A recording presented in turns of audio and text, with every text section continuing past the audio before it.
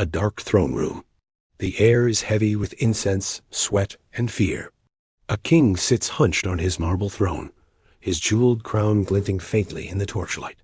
Around him, the most trusted men of his kingdom stand watch, their spears glimmering like fangs in the shadows. The palace gates are sealed. Guards patrol every corridor, and no one can enter or leave without being noticed. Yet, despite this fortress of protection, the king's eyes dart nervously to the corners of the room, as though he senses something lurking in the darkness, something no blade or army can stop. By sunrise, his lifeless body will be sprawled across the cold stone floor, his lips tinged blue, his final breath stolen without a sound. No enemy will have breached the walls. No rebel will have stormed the gates. This will not be the work of a foreign invader, but of something far more dangerous. An invisible empire that hides in plain sight, a secret cult so deeply embedded in the veins of ancient kingdoms that they did not simply serve rulers, they controlled them. Before we unravel the secrets of the world's first deep state, I want to know where you are watching from and what time it is right now. Drop it in the comments below, and while you're there, hit like, share this with a friend who loves hidden history, and make sure to subscribe so you never miss another untold spy story like this one. Now, let us return to the ancient world, where shadows ruled just as surely as kings. In the early days of civilization, cities were surrounded by walls. To keep enemies out, armies were raised to defend borders, and alliances were forged to maintain power. Yet time and time again, kingdoms collapsed not because of outside threats, but because of betrayal from within. 1,000 swords were useless if the person standing closest to the throne was plotting its downfall. Kings and emperors quickly learned a grim truth. Their deadliest enemies were not always across the battlefield. They were often right beside them. To survive, rulers began building secret networks of informants and spies, people whose only job was to watch and listen. These agents didn't just monitor rival kingdoms. They kept tabs on generals, priests, and even members of the royal family. But there was one fatal flaw. Spies were powerful precisely because they were unbound by loyalty. If a king could buy their service, so could his enemies. It was only a matter of time before these shadowy operatives realized that serving rulers was less profitable than controlling them. Somewhere in the chaos of ancient Mesopotamia, among the bustling trade routes between Babylon and Nineveh, a group of these operatives began to break away. They stopped swearing allegiance to kings and instead formed their own secret brotherhood. They operated in absolute silence, hidden beneath layers of myth and ritual. To the outside world, they appeared as priests, merchants, and advisors, ordinary figures who blended seamlessly into the daily life of great cities. But behind closed doors, they were something far more sinister. These men and women became the silent architects of history, pulling strings like master puppeteers. While kingdoms thought they ruled the world, it was this hidden cult that ruled the rulers. Imagine being a king, seated on a throne built from generations of conquest, surrounded by advisors you've known for years. Would you rule with confidence, trusting those closest to you without question? Or would you lie awake at night, wondering if the smiling faces around you were actually knives waiting to strike? What would you have done? Trusted them blindly, or begun to suspect everyone, even your most loyal allies? That was the constant paranoia ancient rulers lived with. And for those unlucky enough to catch the eye of this shadow cult, that paranoia often turned out to be justified. The cult's first recorded power grab, though veiled in myth, dates back more than 4,000 years to the twilight of the Akkadian Empire. For centuries, historians believed the empire fell due to drought and widespread rebellion. But scattered fragments of clay tablets tell another story. They speak of whispers in royal halls, of advisors spreading carefully crafted lies, and of generals abandoning their posts at precisely the wrong moment. Crops may have withered, but rebellions don't organize themselves with such precision. These records suggest something more deliberate, a silent campaign to destabilize the empire from within. A single name appears again and again in these fragments, though never fully explained: the Hidden Hand. Whether this was the name of a single person or a network of agents remains a mystery, but one thing is clear: the fall of the Akkadians was no accident. It was orchestrated, step by step, by an intelligence force that thrived on chaos. From there, the cult grew bolder. They understood that fear was a weapon far deadlier than any sword. Instead of striking openly, they specialized in making their enemies destroy themselves. A king might be fed false intelligence about an approaching invasion, causing him to drain his treasury, building defenses against an enemy that didn't exist. A powerful general might be framed for treason through forged letters, leaving the throne defenseless as civil war erupted. And when assassination was necessary, it was always done in a way that could be mistaken for divine will or natural misfortune. A poisoned cup of wine at a feast, a horse that suddenly rears during a parade, a mysterious illness that sweeps through a royal household. To the outside world, these were tragic coincidences. To the cult, they were carefully calculated moves on a game board only they could see. Over time, their influence spread beyond Mesopotamia. As trade connected distant civilizations, the cult used merchants and caravans as cover, extending its reach into Persia, Egypt, and even the early Greek city-states. What made them truly terrifying was their ability to adapt to any culture. In Persia, they operated under the guise of the eyes and ears of the king, blending into the official intelligence network while secretly serving their own agenda. In Egypt, they masqueraded as priests, using religious authority to guide the decisions of pharaohs. In Greece, they posed as philosophers and scholars, influencing politics through whispered advice. To the world, these were separate systems, unconnected and independent. But beneath the surface, they were all branches of the same hidden empire. Their methods became increasingly sophisticated. They developed early forms of cryptography, using symbols and codes that only their highest-ranking members could read. Some of these codes were so advanced that modern historians still struggle to decode them fully. They mastered the art of disguise, teaching their agents to change identities as easily as one changes clothes. A spy might be a priest in one city, a soldier in another, and a humble beggar in the next, all while feeding information back to the same invisible master. But their most dangerous skill was psychological warfare. They understood that ideas could topple empires faster than armies. By planting rumors and manipulating public opinion, they could turn entire populations against their rulers without lifting a single blade. One chilling example comes from 522 BCE, when the Persian king Cambyses mysteriously died on his return journey from Egypt. Official records blame an accident or sudden illness, but fragments of suppressed writings suggest something far darker. According to these accounts, Cambyses' closest advisors had been compromised by the cult. When the king became too independent, too difficult to control, they orchestrated his death and replaced him with a ruler more favorable to their plans. In the chaos that followed, Persia was thrown into turmoil, and the cult's influence only deepened. By now, the lies were so thick that even the truth sounded like deception. No one could be sure which decisions were made by kings, and which were merely theater, scripted by the unseen hand pulling the strings. The more power they accumulated, the more invisible they became. Ordinary people never saw them directly. Rulers feared them, but couldn't prove they existed. Their symbols were erased from public records, their names struck from history. Only scattered hints remain, symbols carved into forgotten ruins, fragments of texts that speak of those who walk in shadows. The ancient cult's greatest triumph was convincing the world that it was just a rumor, a ghost story told to frighten children. But every ghost story begins somewhere, and this one began with a handful of spies who realized that serving a king was less rewarding than creating a kingdom of their own. By the end of this chapter, one truth becomes clear. Empires rise and fall, not only because of the battles we read about in history books, but because of the invisible wars fought in silence. Wars waged by spies who don't appear on any scroll or tablet. Wars where the victors are never crowned, and the losers never even know who they were fighting. In the ancient world, the most dangerous enemy was not the army at your gates, but the whisper behind your throne. And those whispers belonged to a secret brotherhood that would one day become the blueprint for every deep state and intelligence network the world has ever known.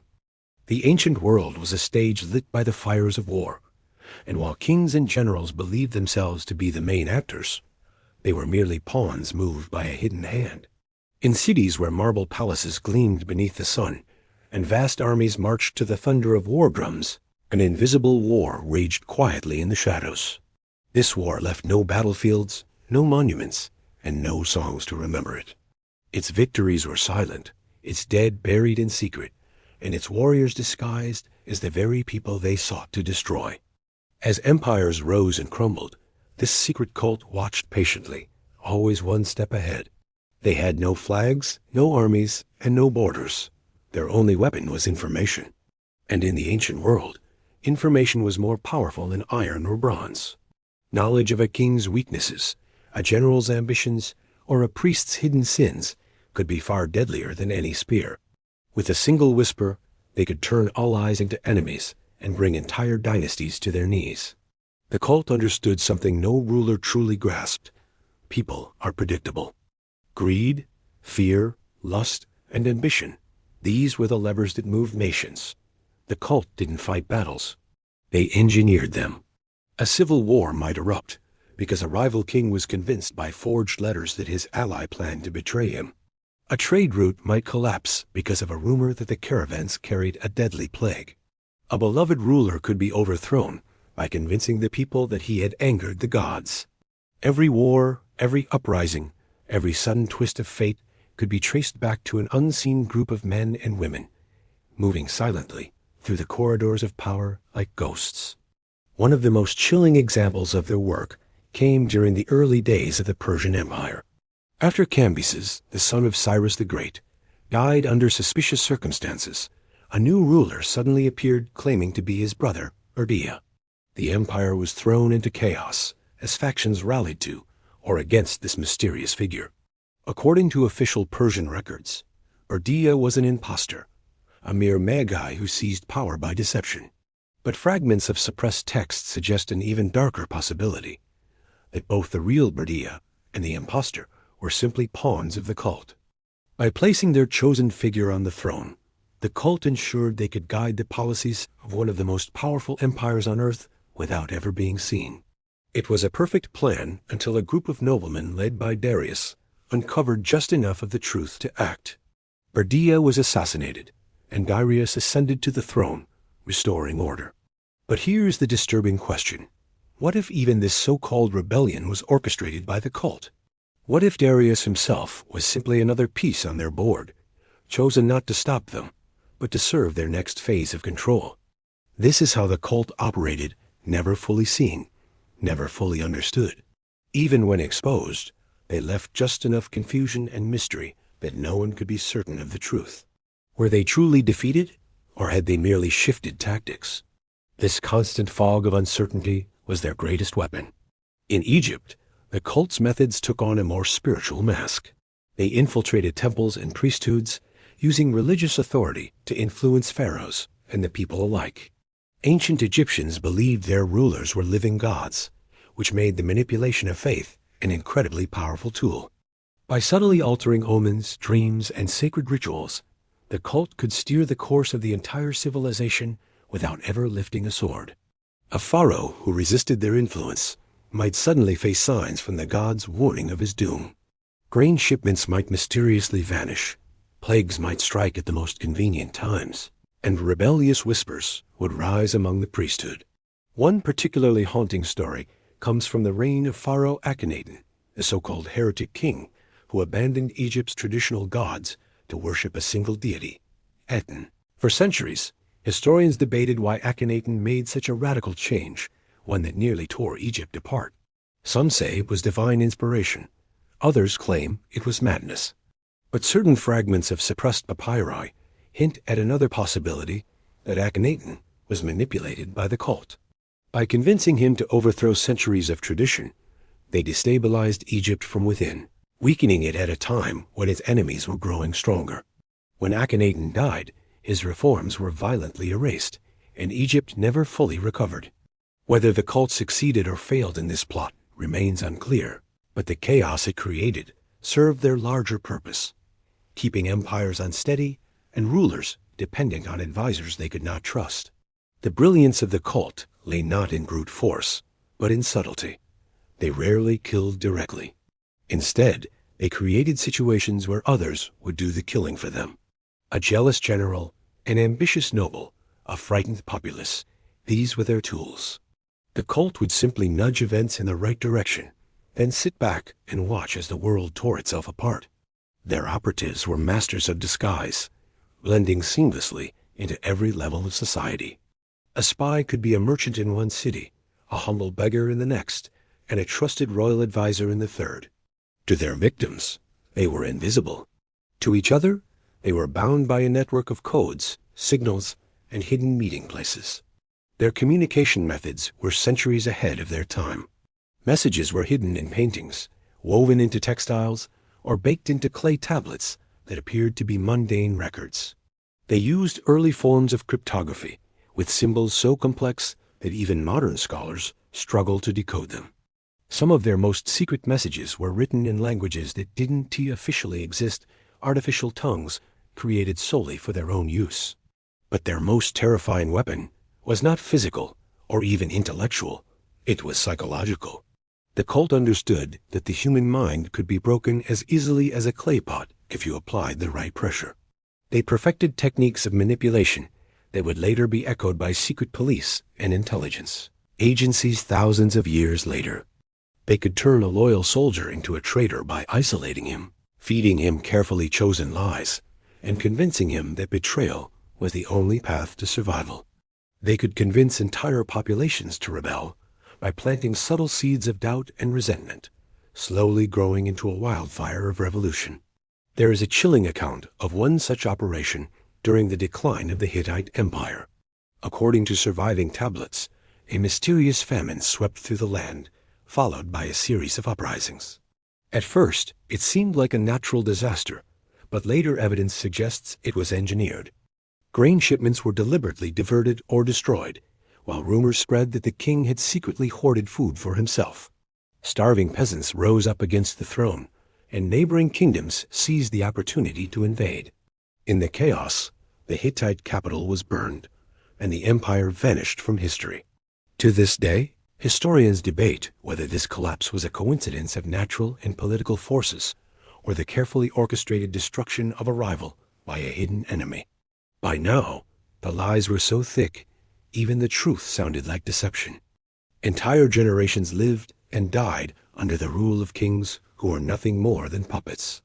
Advisors whispered poison in their ears. Enemies appeared and vanished like phantoms, and every decision they made was subtly guided by unseen hands. In such a world, who could a ruler trust? His family? His generals? His priests? Or were they all secretly connected to the same web of control? Do you think these rulers still believed they were safe, surrounded by loyal guards and high walls?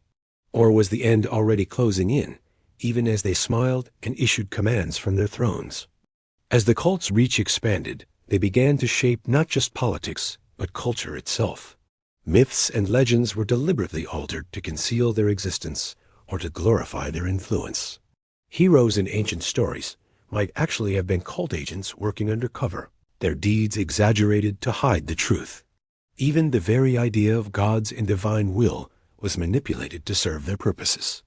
If a ruler believed the gods had spoken against him, was it truly the voice of heaven or simply the whispers of a skilled operative hiding behind a mask of faith? This manipulation of belief was perhaps their most dangerous legacy. By controlling narratives, it controlled reality. People will fight for land and power, but they will die for their beliefs. The cult understood this and used it mercilessly. They didn't need to command armies when they could command ideas. One chilling possibility remains, that the cult never fully disappeared. Some scholars argue that traces of their methods can be seen in later secret societies, from the hushing of the Middle Ages to the political intrigues of Renaissance courts. Even today, modern intelligence agencies use tactics that bear an uncanny resemblance to the ancient techniques described in fragmented texts. As the centuries passed, their existence became less certain, their name erased from history. But the pattern they created, the idea of a hidden power manipulating rulers from the shadows, would echo through every era. Every deep state, every covert operation, every whisper of conspiracy can trace its roots back to this invisible empire. They were the first to understand that the most powerful throne is not the one you sit on, but the one you control from behind a curtain. And in the ancient world, when a king began to suspect the truth, when he realized that his crown was merely a symbol and not true power, he often discovered it too late. His final moments would be spent not on the battlefield, but in his own palace, surrounded by people he thought were his protectors. A poisoned cup, a silent dagger, a whispered lie, that was how empires fell. The cult thrived on this cycle of fear and control, growing stronger with every collapse. They were not bound by time, place, or loyalty. They were an idea, a living shadow passed down through generations. And as the world changed, they changed with it, always staying one step ahead, always hidden, always watching. The world had changed, but the cult had changed with it. By now, centuries had passed since their first whispered plots toppled kings and dissolved empires. Kingdoms had risen and fallen, borders had shifted, languages had evolved, but the cult endured. Like a parasite that feeds without killing its host, they understood that their own survival depended on maintaining the delicate balance of chaos and order. Too much chaos, and civilization itself would crumble, leaving them with nothing to control. Too much order, and rulers might grow strong enough to root them out. So they worked in the middle ground, always ensuring that no throne was ever completely secure, no kingdom ever truly stable. This was their genius. They didn't merely react to events, they created them. Wars were not random clashes of ambition, but carefully planned games where both sides were secretly manipulated by the same hidden masters. A victorious king believed his cunning and strength had earned him glory, never realizing that his enemy had been fed false intelligence, his supply lines sabotaged, his advisors compromised. Even defeats were useful. A fallen empire could be reshaped into something new, more pliable, more useful to their long-term vision. But as their power grew, so did their methods. What had begun as whispers in palace halls evolved into a complex system of infiltration. Their agents were everywhere, in temples, marketplaces, military camps, and royal courts.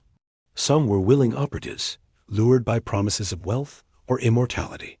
Others were unaware they were even serving the cult, manipulated through blackmail, fear, or carefully planted lies. A general might believe he was acting on divine inspiration, never knowing that the visions he experienced were part of a psychological trap.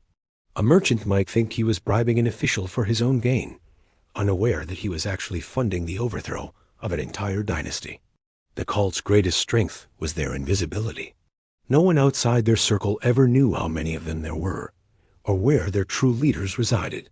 To confuse their enemies, they even created false identities, decoy leaders meant to be discovered and destroyed, while the real masterminds remained hidden. This gave rise to endless rumors and myths. Some claimed they were a race of immortals who drank the blood of kings to sustain themselves. Others believed they were demons sent by jealous gods to punish humanity. These stories were not only tolerated by the cult, they were encouraged. The more outrageous the rumors, the easier it was to dismiss their existence as mere superstition. There are fragments of an ancient text from a burned library in Anatolia, written by an unnamed scribe who claimed to have witnessed the cult's work firsthand. In it, he describes a terrifying ritual of initiation. A new recruit would be led into a darkened chamber, where a single flame burned in the center. Around the flame sat figures cloaked in black, their faces hidden behind masks of gold and ivory. The initiate was forced to swear an oath, not to any king or god, but to the shadow that rules all. If they betrayed the cult, the penalty was death, not just for them, but for their entire bloodline. After the oath, the flame would be extinguished, and when the light returned, the initiate would find themselves completely alone. The masked figures were gone, leaving only the memory of their voices and the certainty that they would be watched forever. By now, the lies were so thick, even the truth sounded like deception. Even among those who suspected the cult's existence, no one could agree on what was real and what was smoke and mirrors. Were they a single organization or many? Did they have a clear purpose? Or were they simply feeding on chaos like scavengers? In a world where every rumor could be planted, Every message forged, and every ally compromised, certainty itself became a weapon. The most terrifying example of this came during the decline of the Greek city-states. History records endless wars between Athens, Sparta, and their allies' conflicts that weakened them, and eventually paved the way for Alexander the Great's rise. But what if those wars were not merely the result of clashing egos and ambitions? Some scholars point to a series of strange coincidences. Battles fought at suspiciously convenient times, sudden shifts in alliances, generals who seemed to act against their own interests. In one case, a Spartan commander was executed for treason after being caught sending messages to the enemy. The messages were genuine, but later evidence suggests he was tricked into sending them by third-party messages, carefully crafted to make him appear guilty. By the time the truth emerged, it was too late. The mistrust between Sparta and its allies had already grown irreversible. The cult didn't need to defeat Athens or Sparta directly. They only needed to keep them locked in endless conflict, weakening each other while the cult prepared the next phase of its plan. And when Alexander eventually united Greece and launched his conquest of the known world, some believe he did so with their silent blessing. After all, what better way to spread their influence than through a single, ambitious conqueror who unknowingly carried their agents to every corner of his new empire? Alexander's sudden death at the height of his power remains one of history's great mysteries. Some blame poison, others disease, and some argue it was simply exhaustion from years of relentless campaigning. But there are tiny clues buried in obscure sources that point to the cult. One fragment describes a banquet where Alexander's closest companions argued bitterly over a prophecy. The prophecy itself has been lost, but its description matches symbols known to have been used by the cult in their coded communications. If true, it suggests that Alexander's final days were manipulated by forces he never even saw. His empire, like so many before it, fractured almost immediately after his death, creating exactly the kind of instability the cult thrived on. Do you think Alexander still believed he was safe, surrounded by men he had fought beside for years? Or had he begun to suspect that the greatest threat to his reign was not the enemy armies he faced, but the smiling faces at his own table? Was the end already closing in, even as he toasted to his next great conquest? As the cult's methods grew more advanced, they began experimenting with something even more insidious: the control of memory. They realized that history itself could be rewritten to serve their purposes. Victories could be erased, defeats could be glorified, and inconvenient truths could be buried beneath layers of myth. They didn't just influence the present, they reshaped the past. This was done through the manipulation of scribes, storytellers, and priests. A scribe might be paid to alter a single line in a royal decree, subtly changing its meaning. A bard might be encouraged to exaggerate the heroism of a certain leader, while omitting key details about his failures. Over generations, these small changes accumulated until entire histories were transformed. By controlling the narrative, the cult ensured that no one could ever trace their true influence. Even today, many of the stories we consider foundational to human history may in fact be carefully constructed lies designed to hide the cult's role. One particularly striking example comes from Rome's early history. The Romans claimed their city was founded by Romulus and Remus, twin brothers raised by a she-wolf. But certain historians have pointed out inconsistencies in this legend, as well as similarities to myths from much older civilizations. What if the story of Rome's founding was deliberately fabricated? A myth planted by the cult to legitimize a ruling class they had chosen? If true, it would mean that one of the most powerful empires in history was built on a false origin story, its very identity shaped by invisible hands. The more one studies these patterns, the more chilling the realization becomes. The cult didn't just manipulate kings and armies. They manipulated civilization itself.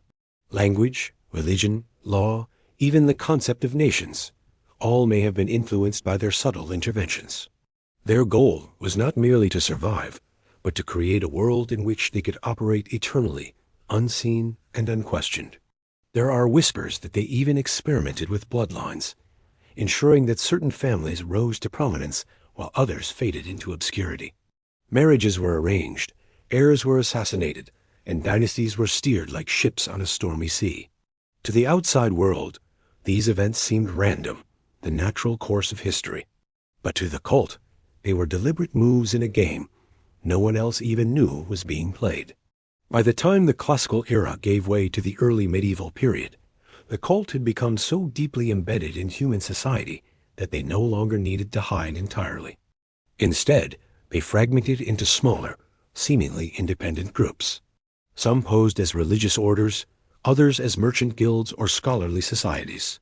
Each group appeared separate, even competing with the others, but in truth, they all served the same hidden masters. This was their final evolution, to become so vast and complex that even if one part was exposed, the whole could never be destroyed. And with this transformation came a new layer of terror, because now, for the first time, they began to think of themselves not merely as manipulators of kings, but as kings themselves.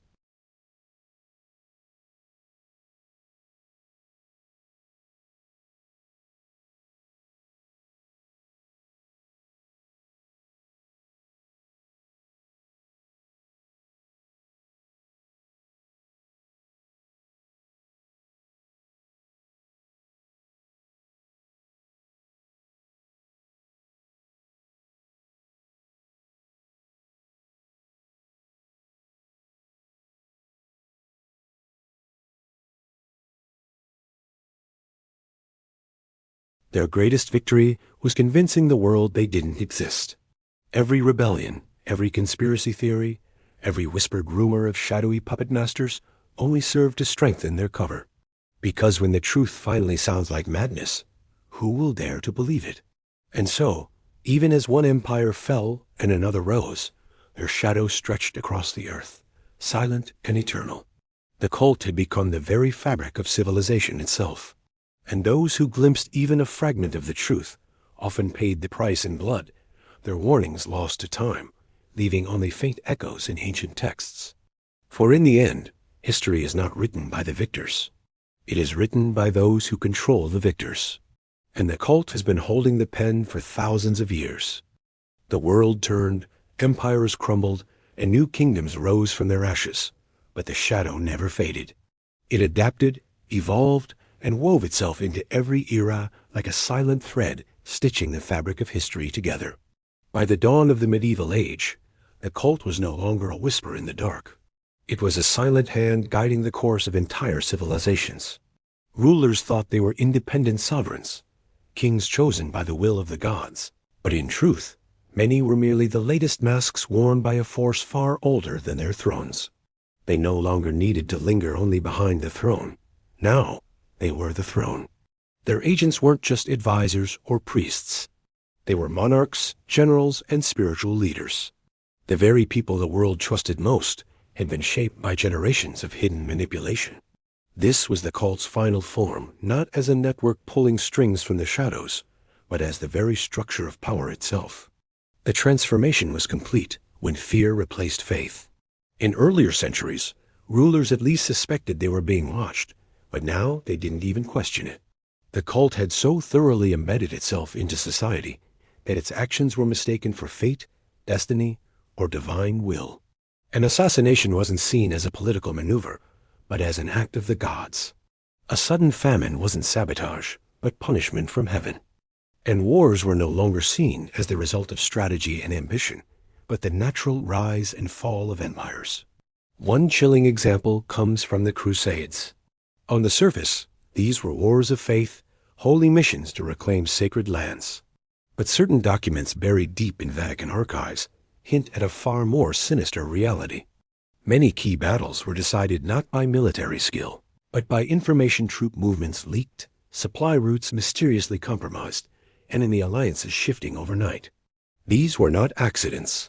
They were the fingerprints of a hidden intelligence network playing both sides like a master gambler at a rigged game. And in the mountains of Persia, a new faction emerged, the Hashashin.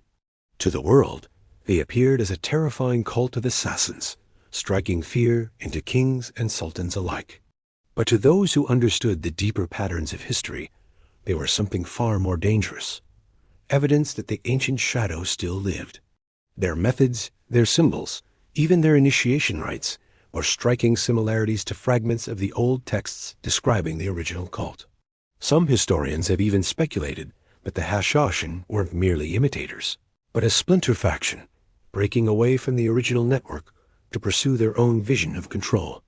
This is where our earlier story connects. The Assassination were feared by the Knights Templar, by emperors, and by the greatest armies of the medieval world. But perhaps their true purpose wasn't to merely assassination. It was to remind the world that power was never safe, that no ruler, no matter how mighty, was beyond the reach of the unseen hand. By now, the Shadow's influence was everywhere. It reached across continents, binding east and west, kingdoms and caliphates, empires and republics. Their tactics had grown so advanced that even discovery was no longer a threat. When a ruler suspected the truth, a cult would feed him a carefully crafted conspiracy theory, blending just enough fact with lies to make it seem absurd. The more he tried to expose them, the more foolish he appeared, until his allies turned against him, and his credibility was shattered. In this way, the truth became its own camouflage. But every empire, even an invisible one, eventually faces a reckoning. Their power reached its height in the late medieval period, when wars and plagues swept across Europe and Asia. Entire populations were wiped out, cities burned, and dynasties vanished overnight. Some saw this as the wrath of heaven. Others whispered that it was the work of the cult, deliberately engineering chaos to reshape the world. The truth may lie somewhere in between. What we do know is this: somewhere during this time, a fracture appeared. Whether through greed, ambition, or simple human error, the cult began to splinter. Rival factions emerged, each claiming to represent the true vision of the ancient shadow. These factions turned their skills inward, waging silent wars against each other. Poisonings, disappearances, and inexplicable coups became more frequent. To the outside world, these events appeared random, just another chapter in the bloody history of the age. But for those who knew where to look, they were signs of an empire of spies tearing itself apart from within. For a brief moment, the world glimpsed freedom. With their attention divided, the cult's grip weakened. Some rulers experienced a rare taste of genuine independence, making decisions free from unseen influence. This period gave rise to a new idea, the concept of nations ruled by their own people, not by distant unseen forces. It was fragile and imperfect, but it planted the seeds for the modern world. And then, just as suddenly, the shadow seemed to vanish. By the time the Renaissance dawned, historians wrote of the cult as if it were a myth, a legend of dark conspiracies whispered in taverns and monasteries. But was it truly gone, or simply evolving once more, preparing to emerge in a new form?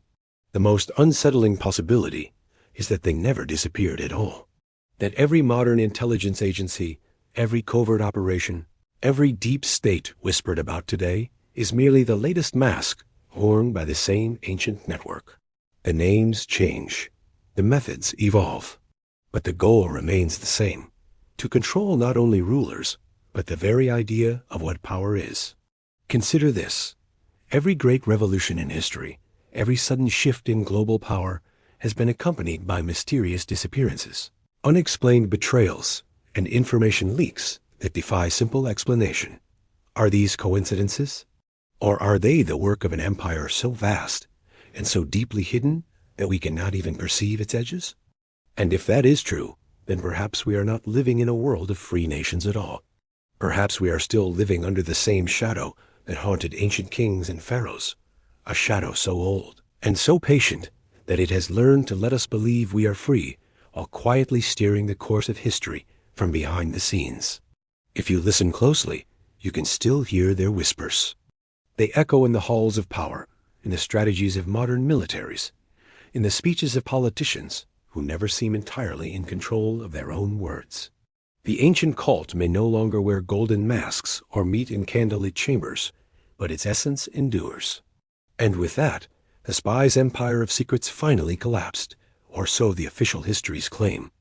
But perhaps it never truly collapsed at all.